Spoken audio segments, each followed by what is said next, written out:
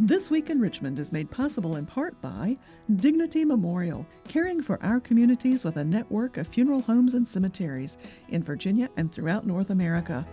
More information about Dignity Memorial's providers is online at dignitymemorial.com. Alpha Natural Resources, an energy company dedicated to respecting the land. Alpha Natural Resources, we power the world through the energy of our people.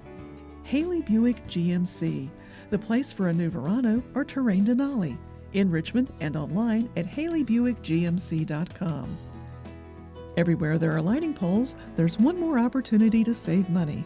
Intelligent Illuminations provides cost-effective wireless lighting solutions for roadway or area outdoor lights.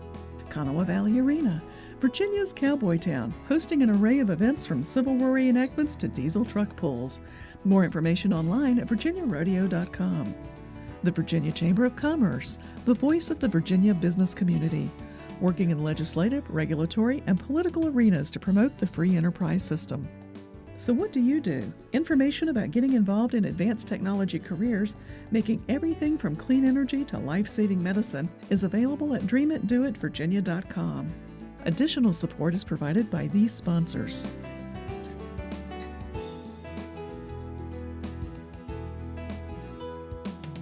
And by the members of Virginia's public television stations. Thank you.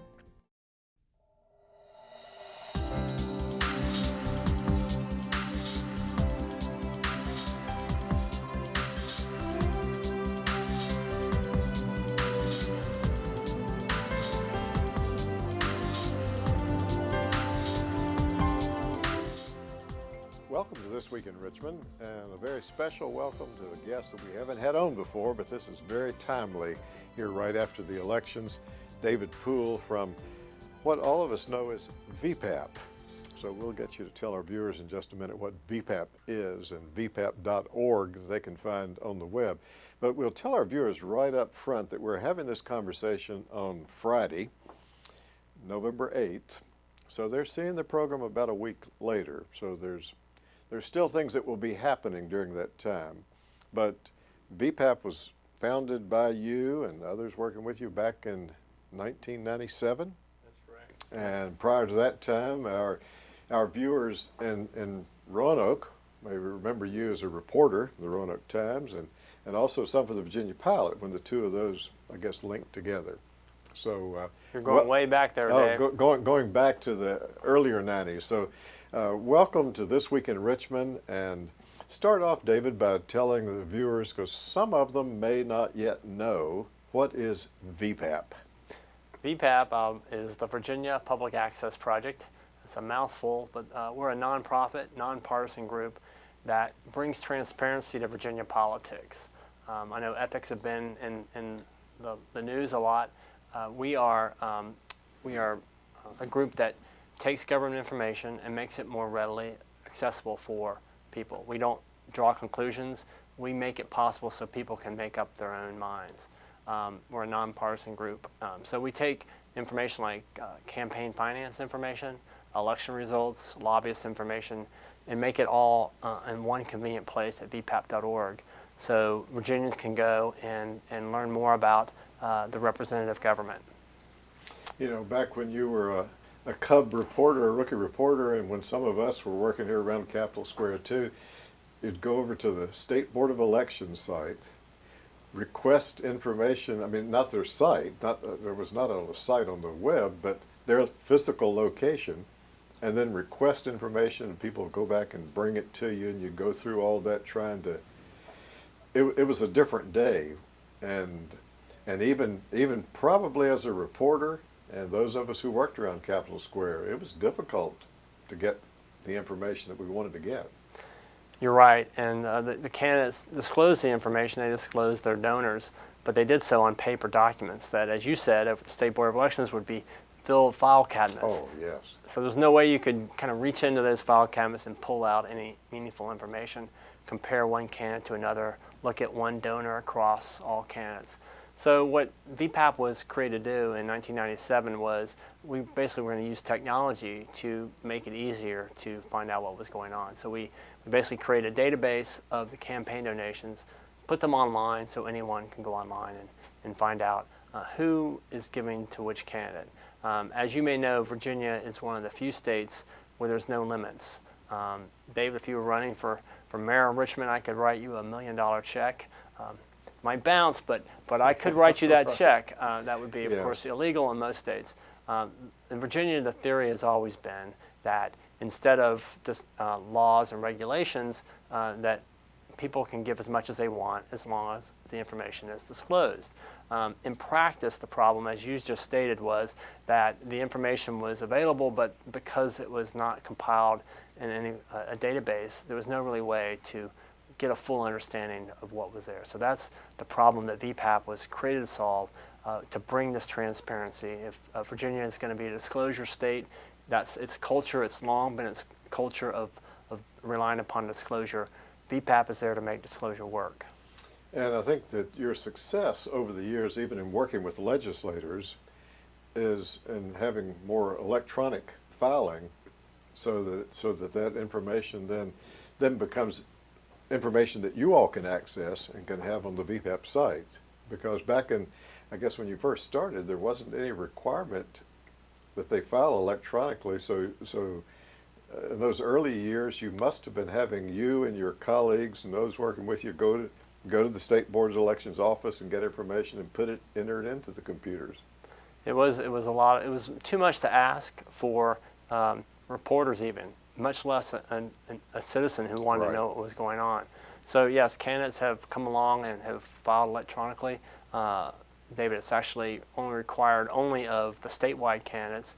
The House candidates and is still voluntarily, but we've helped work with the State Board of Elections to make electronic filing the standard, and I'm happy to tell you now that it's virtually universal in terms of House and Senate candidates sending them the information electronically. Well, it's so much easier to do it now electronically too, and than to do all that paperwork. So that's probably an encouragement to the candidates to do it. Yeah, we did when we started out. There was some treasurer who said, I've got my trusted pencil and eraser, and I've been doing this for many years, and I'm not ready to change. But times have changed, and as you said, I think everyone is using computers now, or smartphones, whatever. So the technology is there, and I'm glad to say that the state agencies have come up to date. Both the State Board of Elections and the Secretary of the Commonwealth have overhauled their systems in the last 2 or 3 years, and it's been a great advantage to everyone to be able to get this information in an immediate way. Some of our viewers, if they're not only watching us but have a computer handy, they maybe have already pulled up vpap.org and looking at the site. But for others who haven't, we have some of the graphics that you sent along that we can put up on the screen. And since we were talking about money, maybe the good one for you to comment some on is on the contributions that came in, gubernatorial candidates. I think you have a graphic that we can put up on that. Well, we this year the candidates, for the first time, what was new this year, and this is the 5th election cycle that VPAP has done, is in every previous year the candidates have relied getting a majority of their money from inside Virginia. This year is the first year where both candidates have gotten the majority of their money from outside Virginia. Through late October, Mr. McAuliffe, Governor-elect McAuliffe, received only 30 cents of every dollar from Virginia residents or companies, and Mr. Cuccinelli had received 36 cents for every dollar.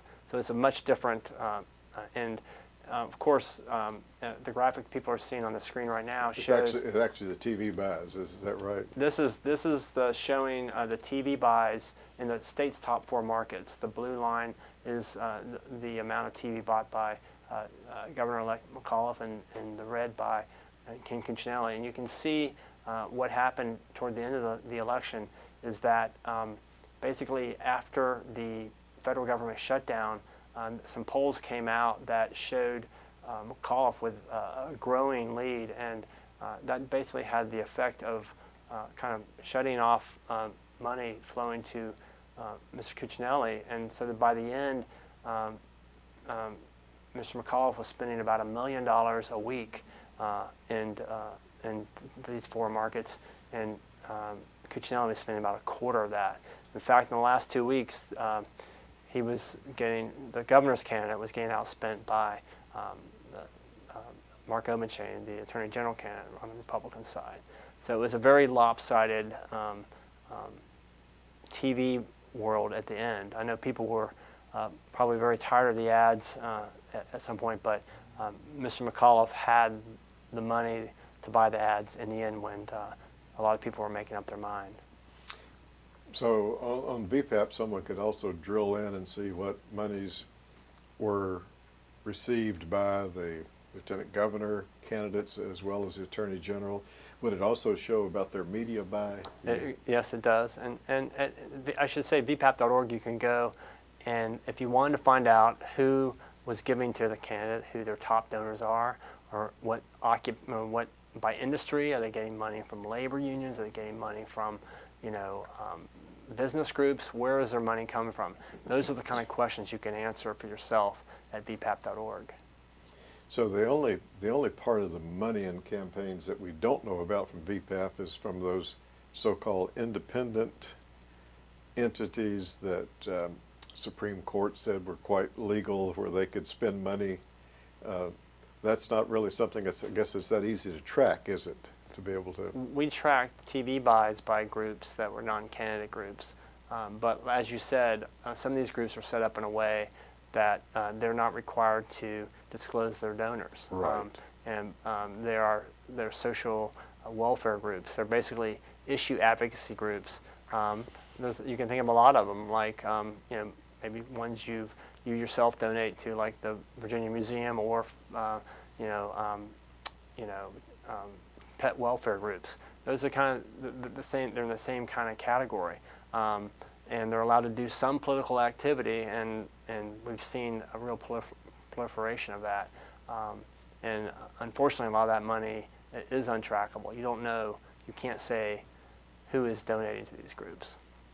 Now, what about the Libertarian candidate, Sarvis? Not much money was raised. Therefore not much money spent. Were you able to track any about the so-called independent money that was spent? There was some word toward the end, the last few days of the campaign, there was a lot of TV buys that seemed to be being made by an independent group, not by Sarvis for governor. And some were wondering, where is this coming from? Who's really promoting his candidacy? Well, you can all go find our site, vpap.org. I'm sure the reporters, if they haven't, will be looking at that. That's the one thing we're not what you think of as a traditional watchdog group, where Right. we say, hey, look Right. at this, check that. We simply provide the facts and let people make their own. Let people go and find it on their own. Right, and so we'll put a list of donors up, and if people want to go find out more about those donors, there's a thing called Google, and you can find out a lot about Sure. folks today. Sure.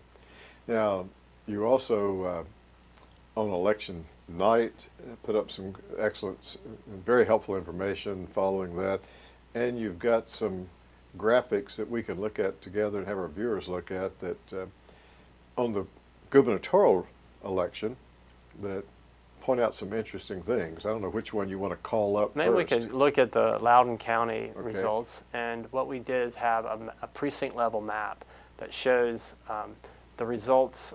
This is Loudoun. So this is Loudoun that we're seeing right now? No, excuse me. That's Chesterfield. If we can get Loudoun up, there we go. Here's Okay, Loudoun this is County, Loudoun. which is in the D.C. suburbs, and you can see this is a county that went Democratic slightly, but you can see within the county the nuances of where there's pockets of strong dark like Republican support or strong blue Democratic support, and you kind of get a sense of the community, what your community is doing. So you can go to vpap.org and look up your county or your city and see also those patterns within your own city of the vote.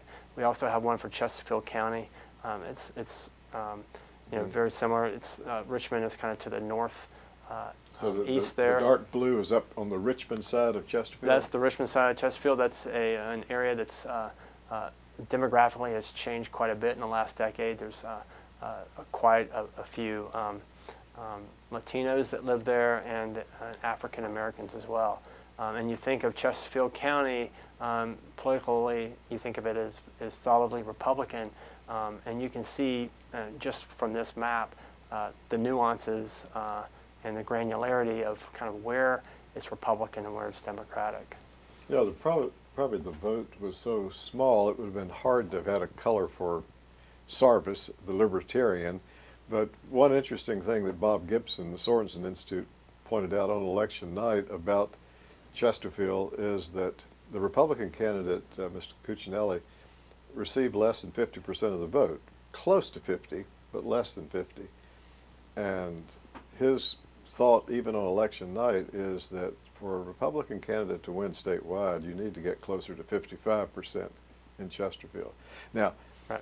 And on the other hand, the Democratic candidate, the governor-elect, McAuliffe, got in the low 40s. But there was a significant, I think maybe almost 10% vote in Chesterfield County that went Libertarian this time.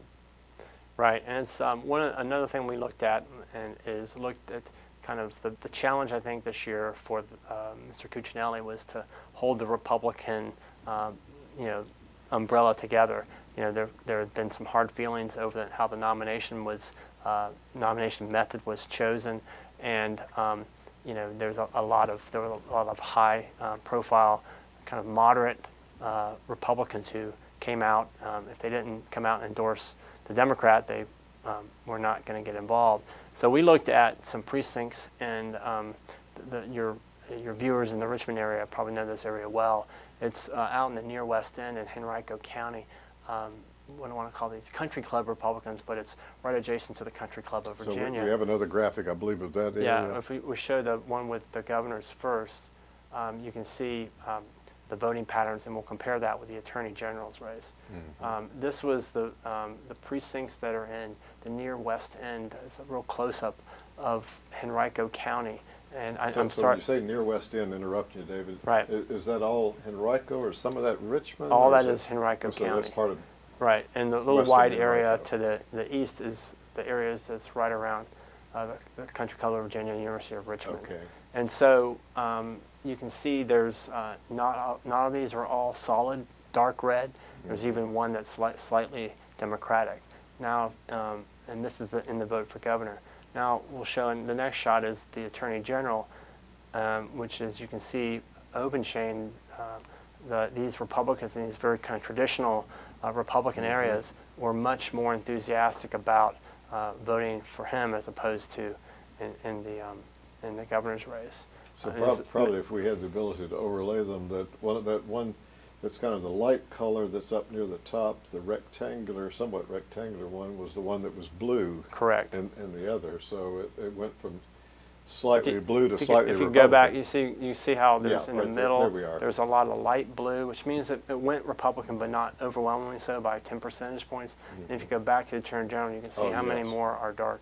So that's an indication that of the challenge that Mr. Cuccinelli had in holding together traditional, Republican areas. And so this is an example of where you can go to vpap.org, as I said, and you can pick any one of these races and drill down to a map of showing just what your community, how your community voted in these races. It gives you a better understanding of the results and kind of how your neighborhood fits into the whole fabric of your city or county. Mm-hmm. And one of the other counties here in central Virginia, Henrico County, some are saying after this election appears to be more genuinely purple now, not blue, not red as it was a decade or more ago. And probably if our viewers go to vpap.org and they want to look at Henrico County, then Right. really the really blue part is eastern Correct. Henrico, and the red part, or slightly red, whatever shades of red, would be more the western part of Henrico. Right, out Short Pump area. Right, exactly. Yeah, we were looking on election night at one of the House races that was going back and forth. In fact, it was one of the two where an incumbent lost. Delegate Dudenheffer, who was a supervisor, was a supervisor in Stafford before elected to the House 2 years ago. Mm-hmm. was running against a person from Prince William County, Futurel, and the votes were about half Stafford, half Prince William. The Stafford man carried his part 65-35. The Prince William man carried his 65-35, but the margin was very close then, with Dudenhofer being one of the two incumbents that lost. I will say we're talking about this on the November the 8th, and the official results aren't in on some other races that are extremely close, and certainly we're way before any recounts. So, but at this point in time, unofficial results, we know that there are only two House Republicans who were defeated. And the House Republican caucus actually started the night with 67 members, lost to the two you mentioned, but they retained 67 seats. How can that be? They did not defeat any Democrats, but there was a Democratic incumbent, Joe Johnson, out in the Abingdon area who retired, and the Democrats did not field a candidate. So the Republicans picked up that seat, and then of course Lacey Putney, who ran officially as an independent, but caucused, of course, with the Republicans. He retired, and that seat was won easily by the Republicans. So the Republicans picked up those two seats, lost, two incumbents lost, and so they still have a 2/3 majority, slightly better than a 2/3 majority in the House of Delegates when the General Assembly comes to town in January. Now, at some point in time, there are going to be two special elections. And I say some point in time because one of them may occur only after a recount. Special elections in the Senate of Virginia. Right. So I'm sure that after catching your breath just a little, that you and your colleagues at VPAP are going to be very active in staying on top of the nominees for these Senate seats and how that's going. Well, I'm glad you brought that up, David, because it's one of those things that I don't think people fully understand about the election. The candidates for lieutenant governor, particularly the Democrats, ran and said, this is important. This is the tie-breaking vote, and the Senate is right now 20 Republicans, 20 Democrats. But of course, 3 of the candidates running for statewide office were senators. So if, as you said, if any of them won, there'd have to be special elections. So, and then if the party switched in any of those special elections, if the Democrats were not to hold Ralph Northam's seat, which is on the Eastern Shore and Hampton Roads, over at Virginia Beach and Norfolk, that would give the Republicans a outright 21-19 lead in the Senate. So there would no longer be a party tie to be broken. So these seats are going to be very hotly contested, as you said. There's already candidates lining up to run for Northam's seat in Hampton Roads, and then the question then, of course, is which candidate at this point, as we're talking, which candidate for Attorney General rather is going to win. Both, of course, are state senators. Mark Obenshain from the Valley up in Harrisonburg, and Mark Herring from Loudoun County. So whichever one of those gentlemen wins, there'll be a special election, and depending on how long the recount takes, if there is a recount, it could be right up to before the General Assembly convenes to get that thing held. So we've got a lot more. It seems like the thing about Virginia is they say there's an election every year, and some years there's way more than one. That's right. That's right. And with these two major ones still to come. Right. Very much so. And I guess as we sit here talking, we don't know when the lieutenant governor-elect will resign his Senate seat. Some have said, well, he may wait until right up to the time the session convenes, or whether he will resign his seat early, and there would be much earlier special election. But it's really, there's still some intrigue and interesting things to go, even with 2 races having been settled, and people can go to VPAP and get all the information.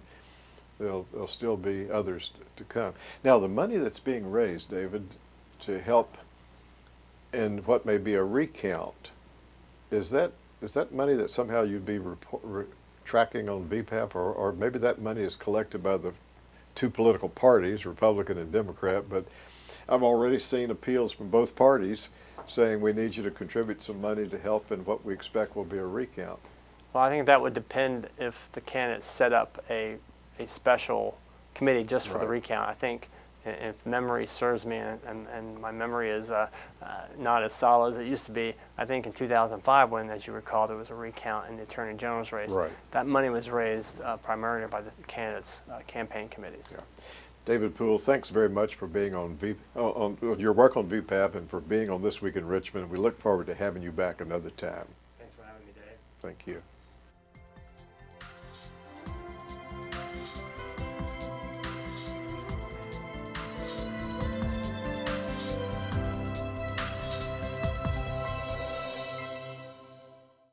This Week in Richmond is made possible in part by Dignity Memorial, caring for our communities with a network of funeral homes and cemeteries in Virginia and throughout North America.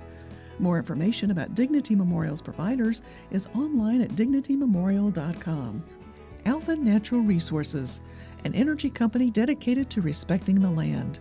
Alpha Natural Resources, we power the world through the energy of our people. Haley Buick GMC, the place for a new Verano or Terrain Denali, in Richmond and online at haleybuickgmc.com. Everywhere there are lighting poles, there's one more opportunity to save money. Intelligent Illuminations provides cost-effective wireless lighting solutions for roadway or area outdoor lights. Kanawha Valley Arena, Virginia's cowboy town, hosting an array of events from Civil War reenactments to diesel truck pulls. More information online at virginiarodeo.com. The Virginia Chamber of Commerce, the voice of the Virginia business community, working in legislative, regulatory, and political arenas to promote the free enterprise system. So what do you do? Information about getting involved in advanced technology careers, making everything from clean energy to life-saving medicine, is available at dreamitdoitvirginia.com. Additional support is provided by these sponsors.